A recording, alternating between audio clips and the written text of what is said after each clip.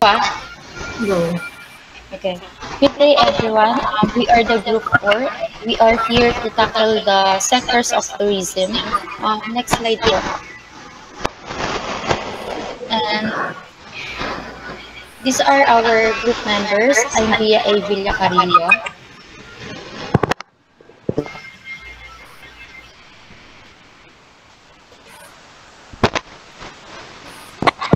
I'm Angelica Joy Olea po. My name is Angel Mariam de Una. I am Andy At.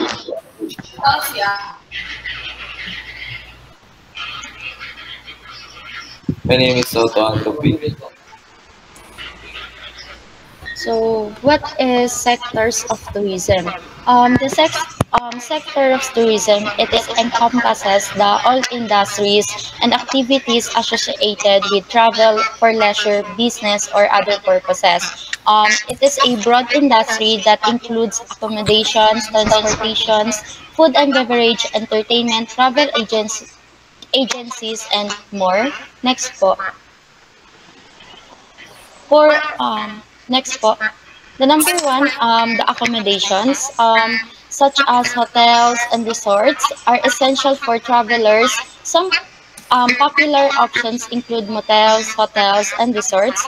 Motels often offer basic lodging with limited services. Hotel provides a basic lodging with extra service like room service, gym, on-site restaurant.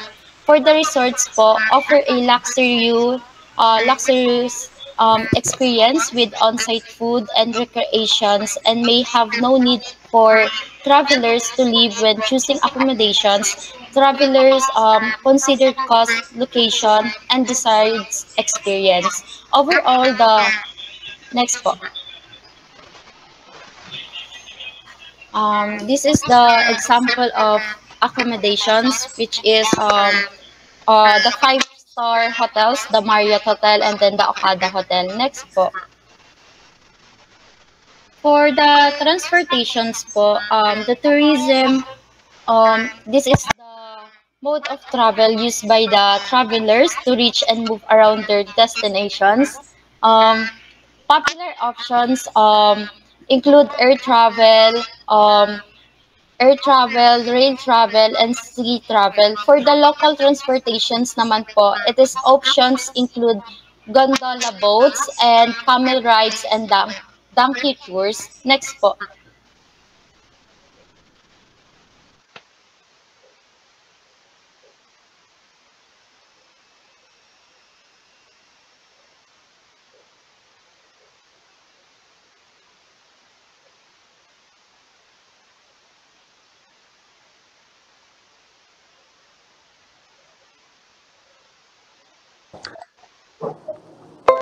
Food and beverage sectors. Next po, please.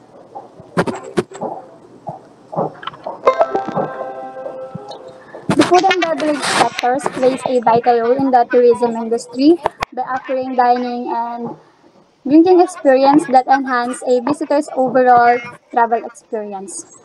This segment caters on restaurant, cafes, street foods, vendors and food trucks, bars and clubs and hotel dining experience, and catering services. Next. These are the examples of food and beverage. Kabelen, isa itong sikat na buffet kung saan mag-aalok ng iba't ibang klaseng Filipino foods. Perfect to para sa mga tourists na gustong makakain ng iba't ibang Filipino food sa iisang lugar lang. Quiapo Market, isa din to sa mga iconic ngayon, lalo na sa mga foreign vloggers na pumupunta pa ng Pilipinas para lang matikman ang iba't ibang klaseng Filipino foods na matatagpuan sa Quiapo. Okada. Isa itong high-end hotel na may world-class dining options kaya patok sa mga turista na hanap ay luxury experience. Artist Village, matatagpuan to sa Baguio, isa sa mga dinadayo dahil sa creative space. Kilala rin sila sa pag-offer ng mga artistic meals. Next po. Attractions. Next po.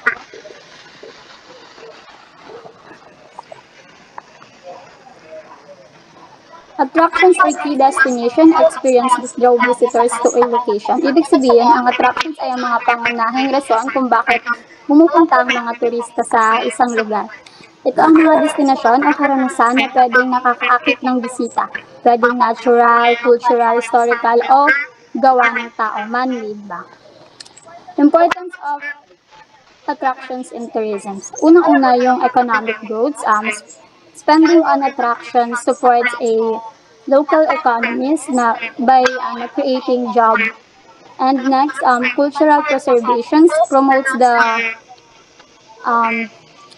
safeguarding of traditions and heritage. And next, yung environmental awareness encourage the protections of natural sites and sustainable tourism. Ini-improve din ito yung infrastructures dahil sa pagdami ng turista, nagkakaroon ng mas maayos na daan, transportation at pasilidad. Yung last is yung social and cultural exchange, nagkakaroon ng interactions at pag-unawang ng mga local at turista. Next po. Types of attractions. Next po.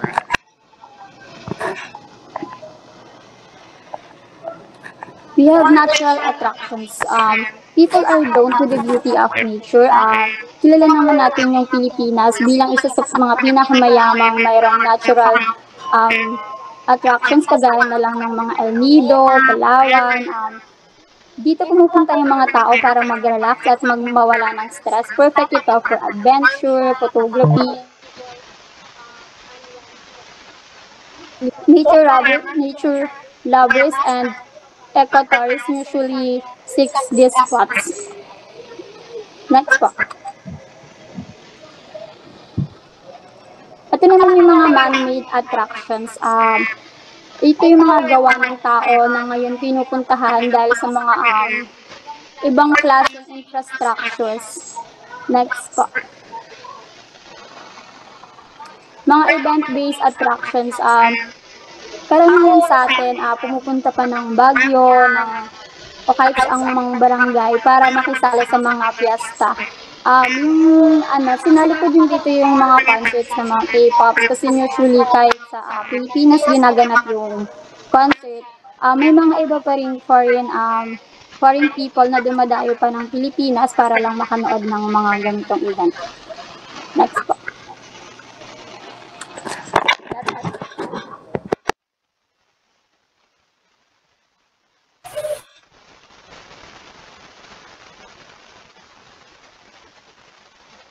Tours.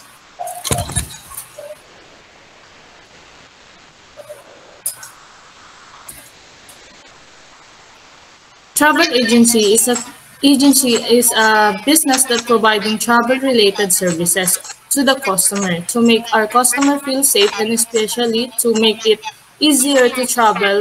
And the travel agency can offer physical for location available or both. They can early commission from service providing and like for airlines and hotels for bookings. And the services can included a book airline ticket, and next is the hotel reservation to arrange accommodation for travelers. And next, the car any for transportation. And next, travel insurance. Travel insurance is most important for insurance option to protect travelers against the unexpected events. And next, travel advice, providing information on this station of travel or requirements and tips for travelers. And for operators, the operators on the other hand are companies that self-package tour or tour operator often work with version supplies or experience and may sell their package directly to customers or to consumers, or turn to the travel agency and their service typically included like creating itineraries, um, coordination logistic, and group tours or physically tours. Or the other term is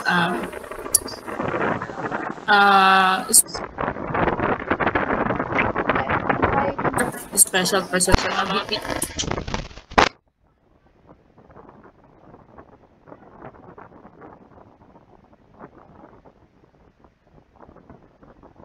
Shit, nawala yung internet. Course of discover management skills ability. For the example, you have skills to have make professional leadership to make other people inspired on you. So here's the skills included. They have leadership, interpersonal skills, provide public problem solving, creative, technical skills, passion for planning, and flexible organization and planning. So this all is significant topics that industry often covered through the presentation, workshop, and networks opportunities. Thank you. Next po. Next is adventure and recreation. Next po.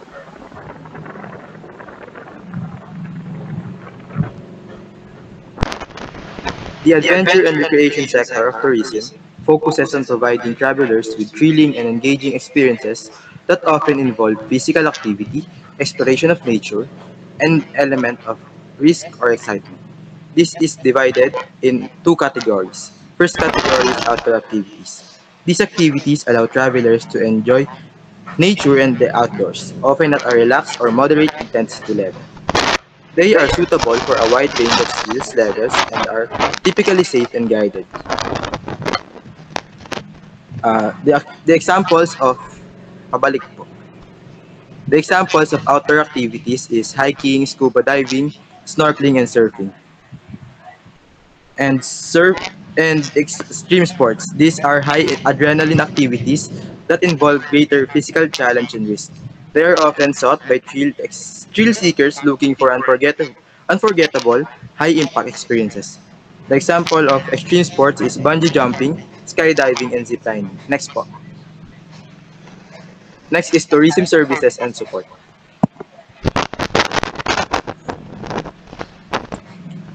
Next po. This sector provides a range of essential services that help travelers. Are some of the examples. First, what is travel insurance? Provide coverage for unexpected events like medical emergencies, trip cancellation, or lost luggage during travel. Next is currency exchange. Allow travelers to convert their home currency into the local currency of their destination. The third one is concierge services. Assist guests making reservation and arranging local activities or transport.